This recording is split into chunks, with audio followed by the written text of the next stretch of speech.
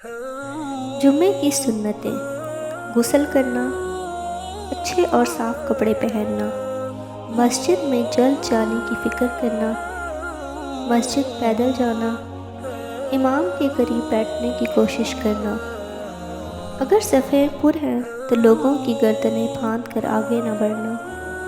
کوئی فضول کام نہ کرنا، یعنی مثلاً اپنے کپڑوں سے یا بالوں سے لہو لہب نہ کرنا، خطبے کو غور سے سننا۔ علاوہ ازیں جمعے کے دن جو سورہ کہف پڑھے گا اس کے لیے عرش کے نیچے سے آسمان کے برابر بلند ایک نور ظاہر ہوگا جو قیامت کے اندھیرے میں اس کے کام آئے گا،